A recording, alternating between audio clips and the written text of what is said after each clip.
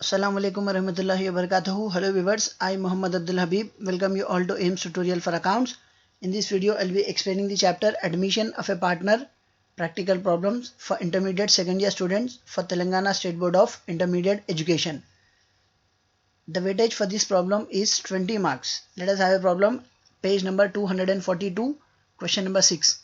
Vasu and Dasu are partners sharing profits and losses equally. So Vasu and Dasu, these are the two partners who are sharing the profit and losses equally. It means that whatever the amount is to be distributed among Vasu and Dasu, it should be distributed as 1:1. That is 1/2, 1/2. Their balance sheet as on 31st March 2020 was as under. Here are some of the liabilities given and here are some of the assets given.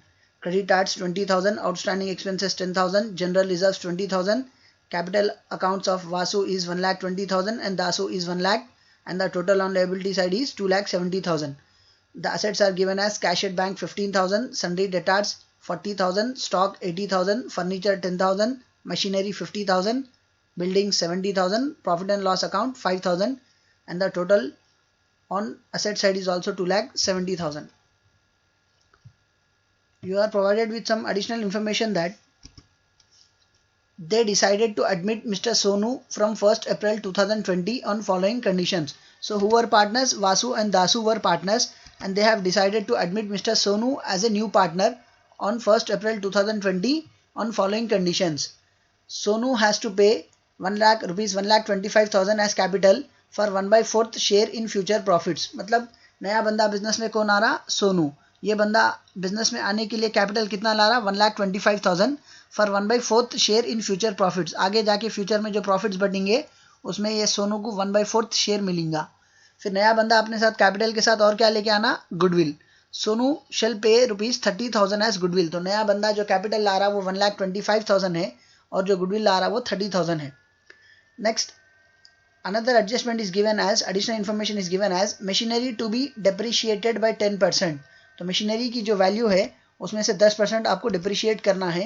Next, buildings to be appreciated by 20%. Buildings की जो value है इसमें से आपको 20% appreciate करना है. Provide for bad debts at 6% on debtors. Debtors की जो वैल्यू है इस पर 6% provision for bad debts provide करना है. Pass necessary journal entries to give effect to the above and give opening balance sheet of Vasu, Dasu and Sonu. तो आपको ये प्रॉब्लम में जनरल एंट्रीज बनाना है, इसके साथ साथ ओपनिंग बैलेंस शीट बनाना है. But in the solution we are preparing all the necessary ledger accounts and new balance sheet. ये सॉल्यूशन में हम सिर्फ लेडजर अकाउंट्स बना रहे और बैलेंस शीट बना रहे. I am not explaining journal entries.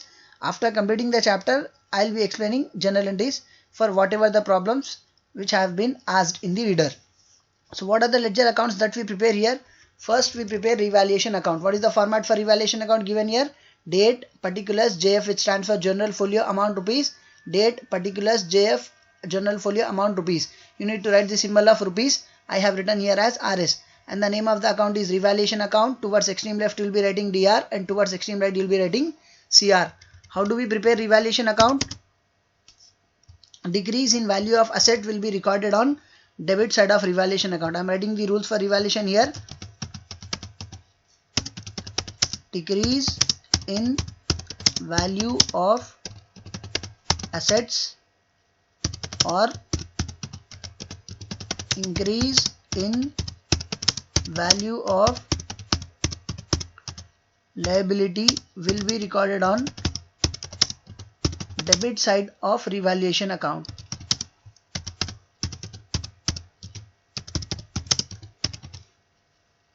Next, increase in value of assets or decrease in value of liability will be recorded on credit side of revaluation account. So decrease in the value of assets or increase in the value of liabilities or liability, it will be recorded on debit side of revaluation account. मतलब assets की value कम हो रही या liabilities की value अगर बढ़ रही तो revaluation के डेबिट में लिखेंगे. अगर assets की वैल्यू बढ़ रही और लायबिलिटी की वैल्यू कम हो रही तो आप credit side of revaluation account में लिखेंगे. These were the rules of revaluation which we will not be writing anywhere, just for explanation purpose I have written here. So let us solve the problem. So पहला adjustment क्या दिया देखिए, with regards to assets, machinery to be depreciated by 10%. depreciation का मतलब क्या, decrease in the value of asset. तो यहाँ पे मशीनरी की वैल्यू क्या है 50,000 है, इस पे 10% कम कर रहा है आपको.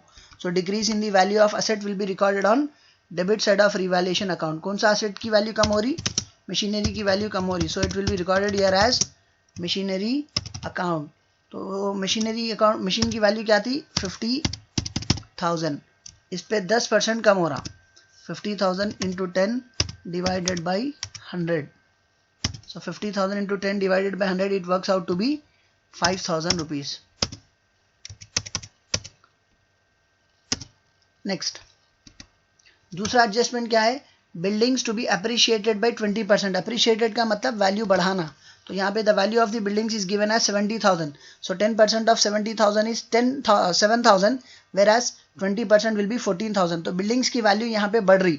Increase in value of asset will be recorded on credit side. तो बिल्डिंग्स की कौन से एसेट की वैल्यू बढ़ रही, बिल्डिंग्स की वैल्यू बढ़ रही. So it will be recorded here as by buildings account. तो बिल्डिंग्स की वैल्यू कितनी है, the value of building is 70,000. तो 70,000 में कितना परसेंटेज बढ़ रहा, 20% बढ़ रहा. सो 70,000 into 20 divided by 100. So 10% of 70,000 is 7,000, whereas 20% will be double of it, which will be 14,000. Next, उसके बाद का एडजस्टमेंट क्या है, provide for bad debts at 6% on debtors. The value of the debtors is given as 40,000. So how do we calculate 6%, 40,000 into 6 divided by 100. तो यहाँ पे value of the debtors is being reduced by 6%. तो जो 40,000 आना है आपको, उसमें 6% doubt पे है. To provision for bad debts account. तो अब इसका कैलकुलेशन देखिए, to provision for bad debts account. तो डेटार्स का अमाउंट कितना है, कितने पैसे आना है आपको, you are suppose to receive 40,000 from which you need to create a provision of 6%. तो 40,000 रुपये आना था आपको, इसमें से 6% प्रोविजन निकालना है आपको. तो 0 0 0 0 गेट्स कैंसल, बचा क्या 400 into 6, 4 6 24, 2 0 बच जाते. सो it will B 2,400. Now we have completed all the adjustments with regards to assets which were to be shown in revaluation account. Now we'll be balancing revaluation account. How do we balance revaluation account? First we'll be doing the total on debit side of revaluation account. The total on debit side of revaluation account is 5,000 plus 2,000, 7,000, 7,000 plus 400, 7,400. Whereas the total on credit side of revaluation account is 14,000. तो अब इन दोनों में कौन सा total ज़्यादा है, 14,000 is more than 7,400. So 14,000 will be recorded on both the sides of revaluation account. तो 14,000 आप revaluation account के डेबिट में भी लिखेंगे, 14,000 revaluation account के क्रेडिट में भी लिखेंगे. 14,000 will be recorded on debit side of revaluation account as well as 14,000 will be recorded on credit side of revaluation account.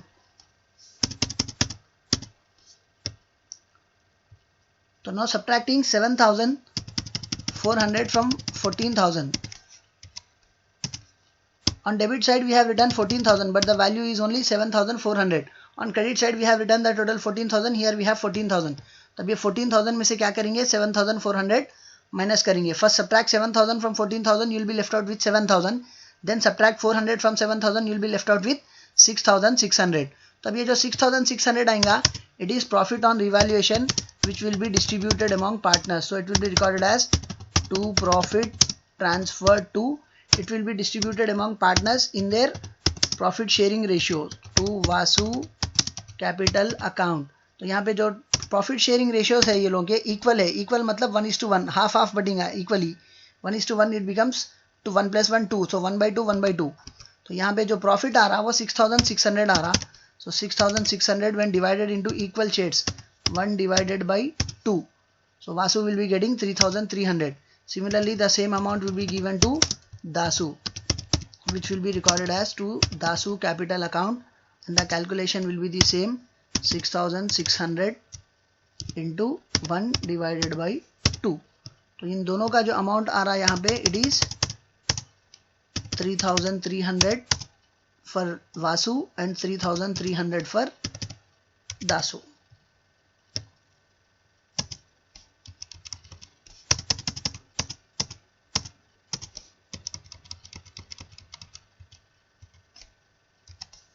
So now we have completed revaluation account. After revaluation account, we will be preparing bank account. This was the first account that we prepared, that is revaluation account. After revaluation account, we prepare cash account or bank account. It is given as cash at bank in the question, so we will be writing it as cash account. तो आप ये cash account भी लिख सकते हैं या bank account भी लिख सकते हैं. I am writing here it as cash account.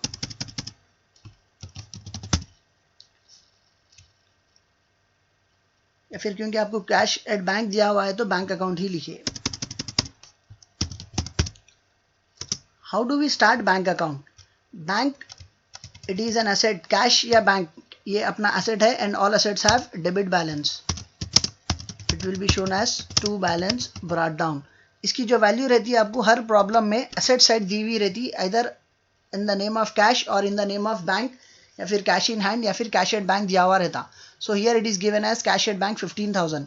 तो इसका क्या मतलब आता, जिस दिन नया पार्टनर बिजनेस में आ रहा उस दिन पुराने पार्टनर्स के पास इतने पैसे रखे हुए है. So Vasu and Dasu have 15,000 with them at the time of admission of Sonu. Next, when a new partner is being admitted into the business, नया बंदा जब बिजनेस में आएगा वो बंदा अपने साथ कैपिटल के पैसे लाएगा और गुडविल के पैसे लाएगा. ये प्रॉब्लम में एडजस्टमेंट में क्या दिया, एडिशनल इन्फॉर्मेशन में क्या दिया हुआ है देखिए. Sonu, who is new partner who is being admitted into the business, Sonu. तो नया बंदा जो सोनू आ रहा बिजनेस में, ये बंदा अपने साथ एक कैपिटल के लिए अमाउंट लाएगा, दूसरा गुडविल के लिए अमाउंट लाएगा. कैश अकाउंट, कैश या बैंक के अकाउंट के रूल्स क्या है, debit what comes in, credit what goes out. मतलब if cash is coming into the business it will be recorded on debit side. If cash is going from the business it will be recorded on credit side. तो जैसा real account के जो rules थे, debit what comes in, credit what goes out, cash के rules क्या रहते, cash is coming in it should be recorded on debit side, if cash is going out it should be recorded on credit side. तो जब नया partner business में आ रहा, ये बंदा अपने साथ बिजनेस में पैसे लाता, so cash is coming into the business, so it will be recorded on debit side. तो कौन लेके आ रहे पैसा, सोनू. एक ये बंदा कैपिटल के पैसे लाएगा, so it will be recorded as to Sonu capital. तो कैपिटल के लिए ये बंदा कितने पैसे ला रहा, he is paying rupees 1,25,000. So his capital will be recorded here as 1,25,000. फिर ये बंदा अपने साथ और क्या लेके आएगा, गुडविल लेके आएगा, so which will be recorded as to goodwill account.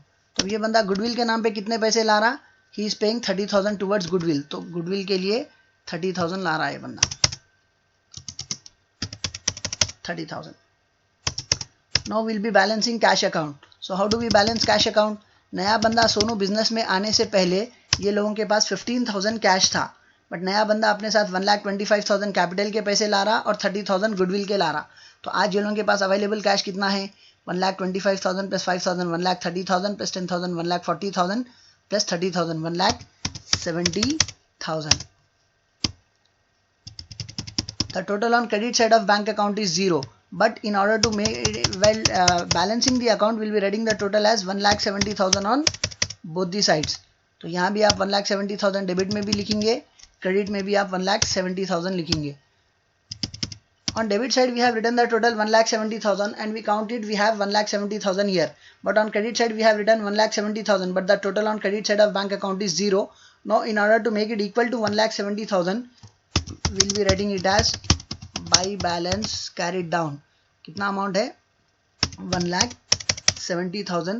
The same will be brought down on opposite side as to balance brought down. तो इस तरफ करेंगे आप 1,70,000 and here you will be writing it as to balance brought down. To balance brought down. Always remember, how do we start cash account or bank account? First we will be checking the value of cash or bank given in asset side. It will be given either in the name of cash or in the name of bank. तो यहाँ पे जो amount दिया हुआ रहता है cash या bank के नाम पे, वो अमाउंट क्योंकि ये असेट्स में दिया हुआ है and all assets have debit balance, it will be recorded in bank account as to balance brought down. तो इसका मतलब क्या आता है, नया पार्टनर बिजनेस में आने से पहले या फिर जिस दिन नया पार्टनर बिजनेस में आ रहा उस दिन पुराने पार्टनर्स के पास इतना कैश अवेलेबल है. फिर नया बंदा अपने साथ कैपिटल लाएगा और गुडविल लाएगा. तो अब ये पैसा जो है ना, जो पहले से 15,000 था, नया बंदा 1,25,000 कैपिटल ला रहा, so it becomes 140, 1,25,000 plus 5 130, 130 plus 10 140. फिर नया बंदा अपने साथ गुडविल ला रहा, 140 प्लस 30 170. तो आज इन लोगों के पास कितना पैसा है, 1,70,000 है. Next, till now we prepared two ledger accounts. One is revaluation account and another one is bank account. After preparing bank account, we prepare goodwill account. So the format for goodwill account is same. Date, particulars, JF general folio amount rupees. Date, particulars, JF general folio amount rupees. Towards extreme left you will be writing DR debit. Towards extreme right you will be writing CR credit. Here you need to write the symbol for rupees which I have written as RS. तो अब यहाँ पे goodwill account कैसा बनाते हैं देखिए. ये जो लफ्ज गुडविल है ये हम ऑलरेडी इससे पहले बैंक अकाउंट में लिख चुके हैं. So we have written the name of goodwill in bank account. तो अब यहाँ पे रूल क्या आता है, एक सिंपल टेक्निक क्या है, सुबह के अकाउंट में शाम का नाम लिखे तो शाम के अकाउंट में सुबह का नाम लिखेंगे. दिन के अकाउंट में रात का नाम लिखे, रात के अकाउंट में दिन का नाम लिखेंगे. आज के अकाउंट में कल का नाम लिखे, कल के अकाउंट में आज का नाम लिखेंगे. बैंक के अकाउंट में गुडविल का नाम लिखे, गुडविल के अकाउंट में बैंक का नाम लिखेंगे. Here it is recorded on debit side, there it will be recorded on credit side. तो यहाँ पे बैंक के अकाउंट में जो टू गुडविल 30,000 लिखे, हम गुडविल के अकाउंट में बाई बैंक 30,000 बताएंगे उसको. Here it will be shown as by bank account 30,000. तो अब ये नया बंदा जो बिजनेस में आ रहा, ये बंदा अपने साथ always remember that whenever A new partner is being admitted into the business, जब कभी भी कोई नया पार्टनर बिजनेस में आता वो बंदा अपने साथ दो चीज़ों के लिए पैसे लाता. एक कैपिटल के लिए पैसे लेके आता और दूसरा गुडविल के लिए पैसे लेके आता. The amount which is brought by new partner as is capital that will be invested into the business. तो नया बंदा अपने साथ कैपिटल के जो पैसे ला रहा वो बिजनेस में इन्वेस्ट करेंगे. गुडविल के जो पैसे ला रहा it will be distributed among old partners. तो यहाँ पे who are the old partners, Vasu and Dasu. So it will be distributed to Vasu capital account and Dasu capital account. So as they are equal partners, वो लोगों के प्रॉफिट शेयरिंग रेशियोज क्या दिए हुए question में, इक्वल दिए हुए, तो दोनों में जो अमाउंट बटेगा वो इक्वल बटेगा. So 30,000 when divided equally among Vasu and Dasu, the share of each partner will be 15,000. So into 1/2 it will be 15,000. So here also you will be distributing it as to Dasu capital account 30,000 into 1/2. तो 30,000 जब दोनों में बराबर बांटेंगे आप, so both of them are getting 15,000. अब इसका total करिए आप, दोनों तरफ टोटल सेम आएगा 30,000.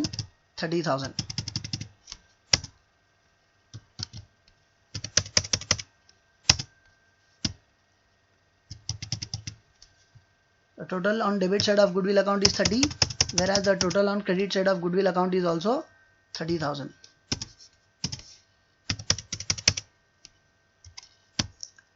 Now after preparing goodwill account, we prepare general reserves account, because before the admission of a new partner, all the accumulated profits and general reserves should be closed by transferring it to old partners capital account in their old profit sharing ratio. नया बंदा आने से पहले अगर पुराने partners कुछ reserves maintain करे तो वो रिजर्व्स को क्लोज कर लेंगे आपस में बांट लेके, और पुराने अगर अक्यूमुलेटेड कुछ प्रॉफिट्स या लॉसेस है तो वो अक्यूमुलेटेड प्रॉफिट्स या लॉसेस को भी क्लोज करेंगे before the admission of a new partner. So after goodwill account we till now we prepared 3 accounts. First was revaluation account, second was bank account or cash account as the name given in the question. Third, we prepared goodwill account. After preparing goodwill account, we will be preparing general reserves account, and the amount of general reserves, if specified in the question, it will be specified on liability side. अगर reserves question में दिया हुआ है तो ये हमेशा आपको liability side दिया हुआ रहेगा. Here the value of general reserves is given as 20,000. तो general reserves is given in liability side. All liabilities have credit balance. जैसा cash at bank assets में दिया हुआ था तो all assets have debit balance बोल के कैश अकाउंट में, मतलब बैंक अकाउंट में हम यहाँ पे 2 बैलेंस ब्रॉट डाउन लिखे थे because all assets have debit balance. उसी तरह जनरल रिजर्व्स आपको लायबिलिटी में दिया हुआ है तो all liabilities have credit balance. You will be writing it as by balance brought down in general reserves account 20,000. तो यहाँ पे लिखेंगे आप by balance brought down because it is a liability and all liabilities have credit balance. तो यहाँ पे लिखेंगे आप बाई बैलेंस ब्रॉट डाउन. तो जनरल रिजर्व्स कितना है, 20,000 है. तो ये जनरल रिजर्व्स कौन मेंटेन करे, पुराने partners Vasu and Dasu maintain करे in order to meet future contingencies. आगे कभी बिजनेस में कुछ पैसों की जरूरत पड़ी तो ये 20,000 में से यूज करने के लिए ये लोग मेंटेन करें. So before the admission of a new partner the reserves should be closed by transferring it to old partners capital account in their old profit sharing ratio. तो ये जो 20,000 है, नया बंदा आने से पहले पुराने लोग बांट के खत्म कर देंगे. तो ये लोगों का प्रॉफिट शेयरिंग रेशियो क्या है? इक्वल, मतलब 1/2. So both will be getting 10,000. तो उसको कैसा लिखेंगे आप जनरल रिजर्व्स अकाउंट में? To Vasu capital account, to Dasu capital account, 20,000 into 1/2, 20,000 into 1/2. तो 20,000 जब दोनों में बराबर बांट रहे आप, तो एक एक बंदे को कितने पैसे मिलेंगे? 10,000 to Vasu, 10,000 to Dasu.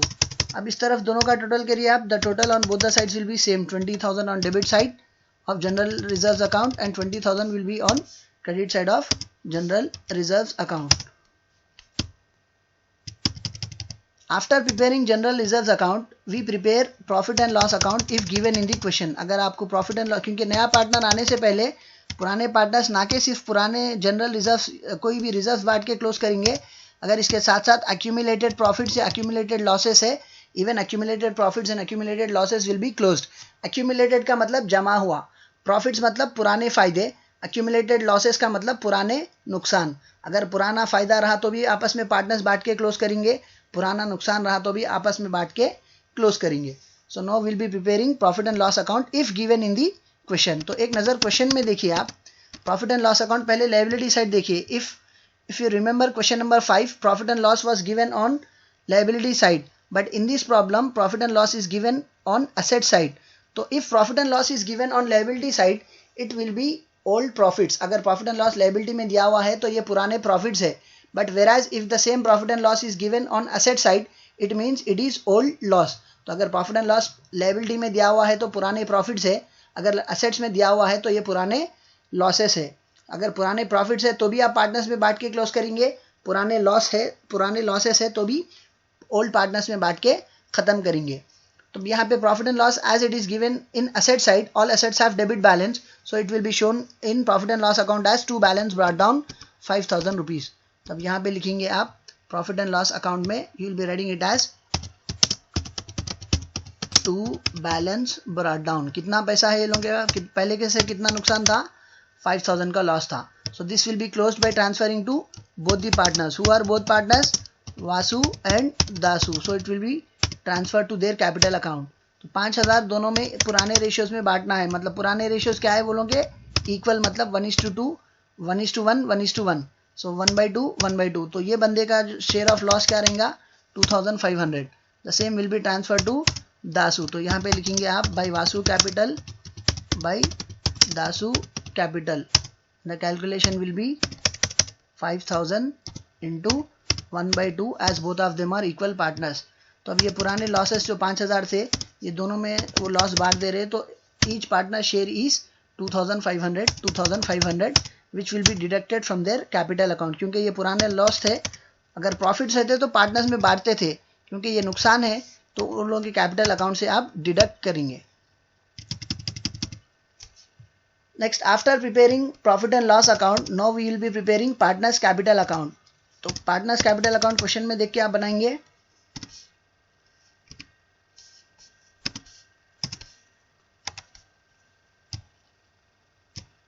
Capital is a liability and all liabilities have credit balance. तो कैपिटल अकाउंट का जो फॉर्मेट है, the format for capital account will be particulars with the name of the partners. तो यहाँ पे कौन कौन पार्टनर्स है?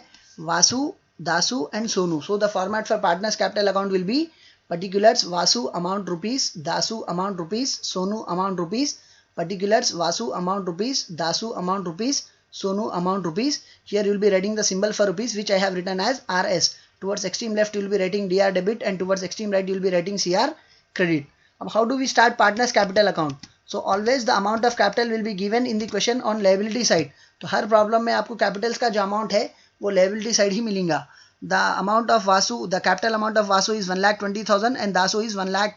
तो इसका क्या मतलब है? जब वासु और दासु बिजनेस शुरू करे, Vasu has invested 1,20,000, Dasu has invested 1 lakh. इसको आप कैसा लिखेंगे? All liabilities have credit balance. तो पार्टनर्स कैपिटल में लिखेंगे आप by balance brought down, because it is a liability and all liabilities have credit balance. So Vasu has invested 1,20,000, Dasu has invested 1 lakh rupees.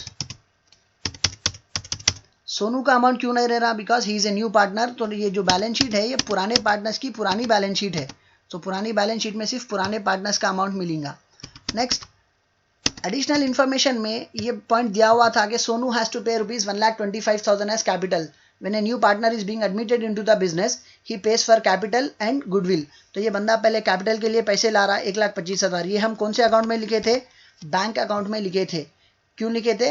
Business में पैसा आ रहा। So what are the rules for cash और bank account? If cash is coming into the business it will be recorded on debit side बोल के to Sonu capital 1,25,000 लिखे थे। अब इसका दूसरा पहलू क्या रहेगा, उसका दूसरा इफेक्ट क्या रहेगा?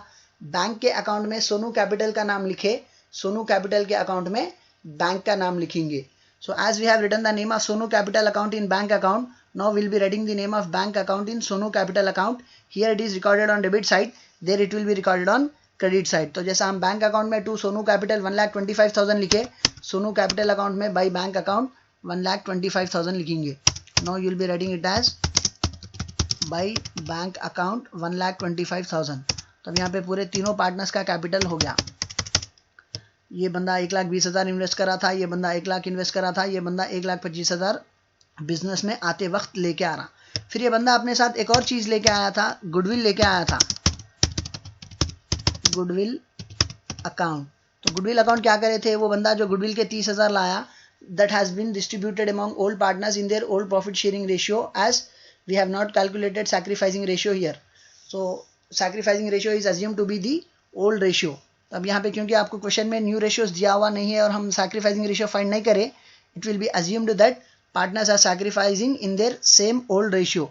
तो अब यहाँ पे जो गुडविल का पैसा है, always remember that the amount of goodwill will be distributed among old partners in their sacrificing ratio. Sacrificing ratio क्यों बोल रहे? नया बंदा आने की वजह से पुराने पार्टनर्स का प्रॉफिट्स का शेयर कम होता, so they are sacrificing their share of profit in favour of new partner. तो उसके लिए ये बंदा गुडविल का अमाउंट पे करता, which will be distributed among old partners in their sacrificing ratio. But when do we find sacrificing ratio? If the question specifies you with old profit sharing ratio as well as new profit sharing ratio. But ये problem में सिर्फ old profit sharing ratio दिया हुआ है, that is equal ratio बोला. New profit sharing ratios are not specified in the question. Then we are assuming that the partners are sacrificing in their same old profit sharing ratio. तो same पुराने profits में, पुराने profit old profit sharing ratio में ही goodwill का amount distribute कर दिए थे। तो गुडविल के अकाउंट में वासु और दासु का नाम लिखे, तो वासु और दासु के अकाउंट में गुडविल का नाम लिखेंगे। Here it is recorded on debit side, there it will be recorded on credit side. तो गुडविल का जो अमाउंट वो बंदा 30,000 लेके आ रहा, वो ये दो पार्टनर्स में बांटे थे हम, तो एक एक बंदे को 15,000 मिले थे। He got 15, his share of goodwill was 15,000 and his share of goodwill was 15,000। Next, इसके बाद हम क्या करे थे? जनरल रिजर्व्स बांटे थे। After preparing goodwill account we prepared general reserves account. तो जनरल रिजर्व्स पहले से पुराने पार्टनर्स 20,000 मेंटेन करे थे, नया बंदा आने से पहले ये अमाउंट दोनों बांट के क्लोज करे थे। सो general reserves when distributed among Vasu and Dasu, the share of Vasu was 10,000 and share of Dasu was 10,000। तो अब जनरल रिजर्व्स के अकाउंट में वासु और दासु का नाम लिखे, वासु और दासु के अकाउंट में जनरल रिजर्व्स का नाम लिखेंगे। Here it is recorded on debit side, there it will be recorded on credit side. तो इस तरफ लिखेंगे आप by general reserves. So here it will be recorded as by general reserves account. तो general reserves account के जो 20,000 थे वो दोनों में डिस्ट्रीब्यूट करे।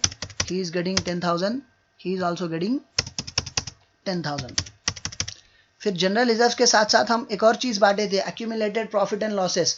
सो profit and loss as it is given in asset side of the question of old balance sheet, it means that it is old loss. तो ये क्योंकि पुराना लॉस है तो हम पुराना लॉस पार्टनर्स में बांटेंगे नहीं, पार्टनर्स कैपिटल अकाउंट से डिडक्ट करेंगे। तो प्रॉफिट एंड लॉस अकाउंट में वासु और दासु का नाम क्रेडिट में लिखा हुआ था, तो वासु और दासु के अकाउंट में प्रॉफिट एंड लॉस का नाम डेबिट में लिखेंगे। His share of loss is 2,500 and his share of loss is 2,500। So it will be recorded as to profit and loss account. ये बंदे का शेयर ऑफ लॉस 2,500 2,500 था, ये बंदे का भी शेयर ऑफ लॉस 2,500 2,500 था। इसके बाद हम रिवैल्यूएशन में जो है ना, रिवैल्यूएशन का जो प्रॉफिट आया था, it was distributed among Vasu and Dasu. Revaluation का जो प्रॉफिट 6,600 आया था, it was distributed among Vasu and Dasu equally. तो 3,000 वासु गॉट 3,300, दासु गॉट 3,300। तो रिवैल्यूएशन अकाउंट में हम वासु और दासु का नाम लिखे, तो वासु और दासु के अकाउंट में रिवैल्यूएशन का नाम लिखेंगे. There it was recorded on debit side, here it will be recorded on credit side by revaluation account. ये बंदे का share of profit in revaluation was 3300. Even his share of revaluation profit was 3300. अब हम जो भी amount partners को बांटना था बांट दिए, जो भी पार्टनर्स से पुराना लॉस लेना था ले लिए. Now will be just balancing the partners capital account. तो इसके लिए टोटल करिए. The total on debit side of Vasu capital is 2500, whereas the total on credit side of Vasu Capital is 1,20,000 plus 10 130, 1,30,000 plus 10 140, 1,40,000 plus 5 1,45,000 plus 3 1,48,000 plus 300, 1,48,300. तो इस तरफ का total 1,48,300 आ रहा और इस तरफ का टोटल सिर्फ 2,500 आ रहा. So 1,48,300 is more than 2,500. So 1,48,300 will be recorded on debit side of Vasu Capital account, as well as 1,48,300 will be recorded on credit side of Vasu Capital account. अब यहाँ पे भी आप 1,48,300 लिखेंगे, इधर भी आप 1,48,300 लिखेंगे. Next, now we'll be balancing. Now we'll be doing the total for Dasu Capital account. The total on debit side of Dasu Capital account is 2,500, whereas the total on credit side of Dasu Capital account is 1 lakh plus 15,000, 1,15,000 plus 10,000, 1,25,000 plus 3,000, 1,28,000 plus 300, 1,28,300. तो इस तरफ यहाँ पे credit side total of Dasu is 1,28,300, whereas the total on debit side is 2,500. तब दोनों में कौन सा टोटल ज़्यादा है? 1,28,300 is more than 2,500. So 1,28,300 will be recorded on debit side of Dasu Capital account, as well as 1,28,300 will be recorded on credit side of Dasu Capital account.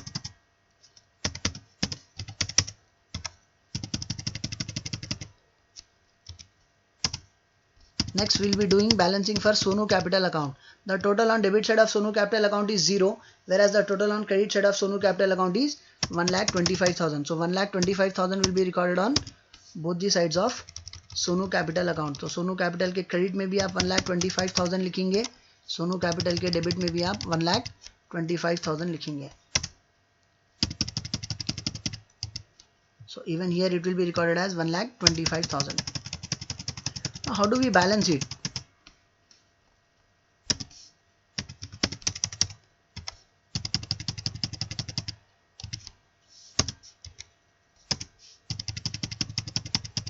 अभी हम balancing करना बाकी है.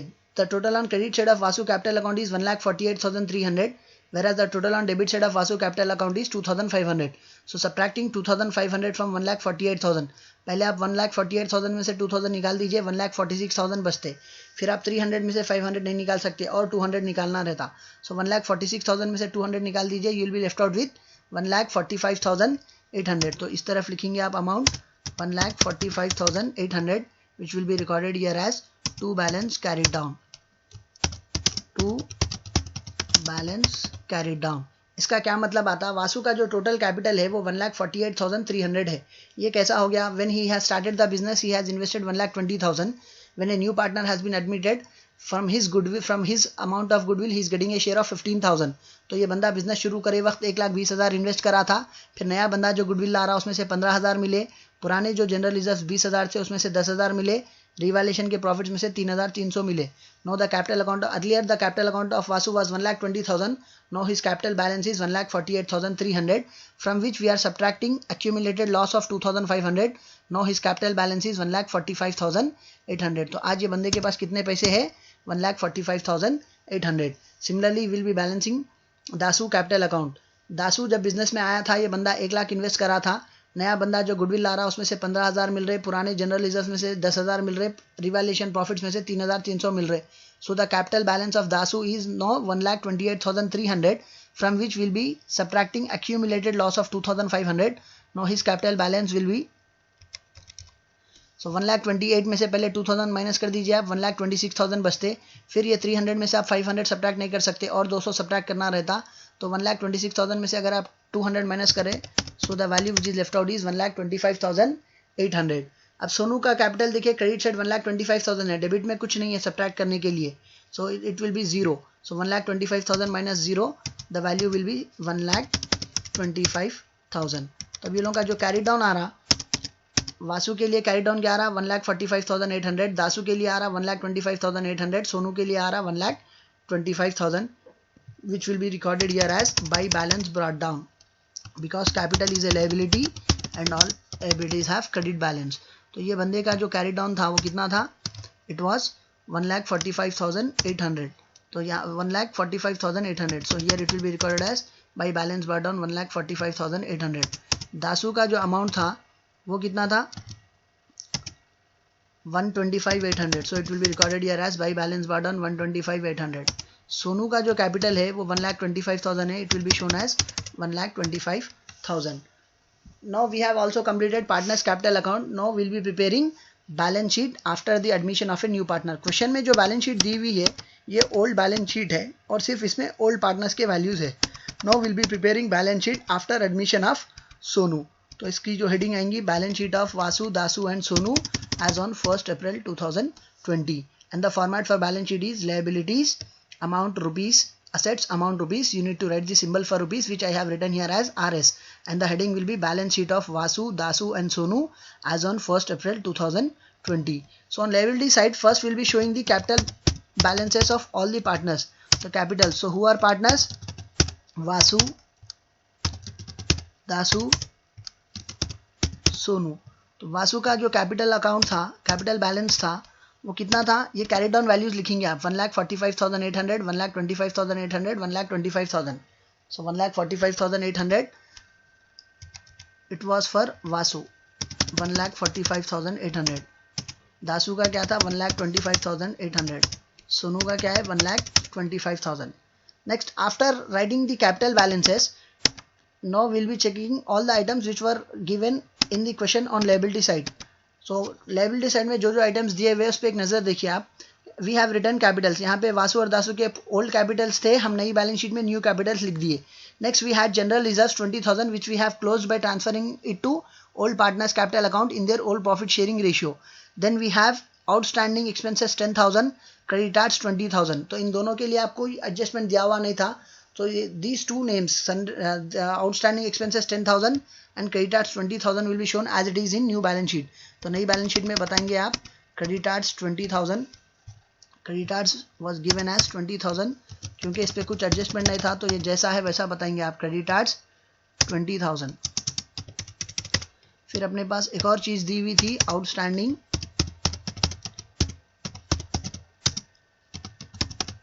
एक्सपेंसेस। आउटस्टैंडिंग एक्सपेंसेस कितना दिया हुआ था question में, it was given as 10,000, so 10,000 will be shown in new balance sheet क्योंकि इस पे भी कुछ एडजस्टमेंट नहीं था तो even this liability will remain the same. Now we have completed all the items which were given in question on liability side. अब एक नजर असेट्स पे देखिए। First it is given as cash at bank 15,000। तो ये जो cash at bank 15,000 है, ये नया बंदा जिस दिन बिजनेस में आ रहा उस दिन पुराने पार्टनर्स के पास 15,000 थे, बट नया बंदा बिजनेस में आने के बाद ये लोगों के पास कितना पैसा है, आज ये लोगों के पास 1,70,000 है। तो नई बैलेंस शीट में कैश एट बैंक कितना बताएंगे आप, 1,70,000 बताएंगे। So here cash at bank will be shown at 1,70,000। Cash at bank will be shown as 1,70,000। फिर कैश एट बैंक के बाद और एक चीज क्या दिया हुआ था, next asset debtors, sundry debtors 40,000 है जिसपे आपको एडजस्टमेंट दिया हुआ था 6% provision for bad debts maintain करने के लिए। So here it will be shown as sundry debtors 40,000। The value of debtors is given as 40, so it will be shown as sundry debtors कितना दिया हुआ है 40,000।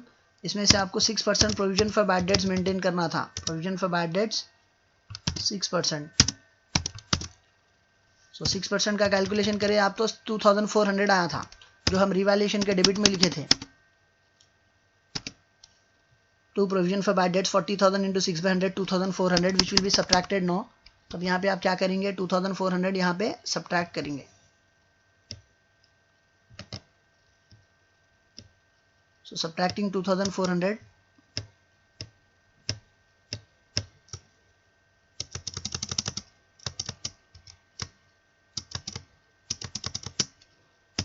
2,400, subtract 2,000 from 40,000 it will be 38,000, subtract 4,000 from 400 from 38,000 it will be 37,600। After sundry debtors, another asset is given as stock 80,000. तो stock पे कुछ adjustment दिया हुआ नहीं है, so stock will be shown as it is. तो स्टॉक की value 80,000 जैसा है वैसा बताएंगे आप. So here it will be shown as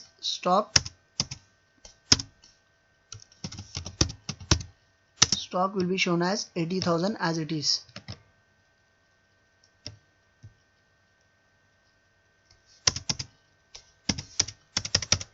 Next, after stock we have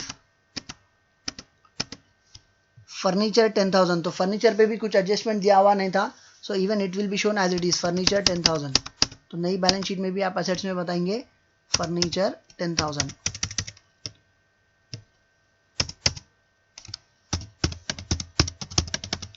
Next, after furniture we have machinery 50,000 जिस पे आपको एडजस्टमेंट दिया था डेप्रिशिएट मशीनरी बाय 10%, जिसको रिवैल्यूएशन में आप 50,000 इंटू 10 बाई 100 5,000 कम करे थे. So in new balance sheet it will be shown as the value of the machinery was 50,000. So here it will be recorded as machinery की value क्या थी 50,000 थी. इस पे आपको डेप्रिसिएशन प्रोवाइड करना था. तो जो वहाँ पे कैलकुलेशन करे डेप्रिसिएशन कितना था 10%. तो आप उस तरफ कैलकुलेट करें तो कितना आ रहा 5,000. So subtracting 5,000 from 50,000, the value which is left out is 45,000.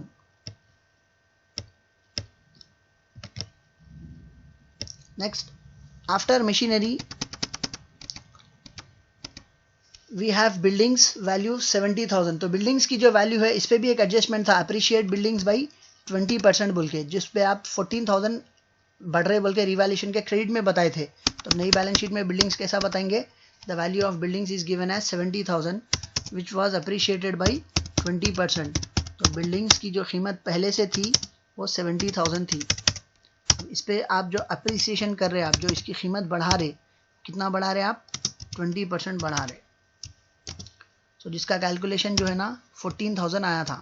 10% of 70,000 is 7,000, 20% will be 14,000. तो 70,000 में अगर आप 14,000 20% बढ़ा रहे, the value becomes 84,000. After buildings we are given with profit and loss account.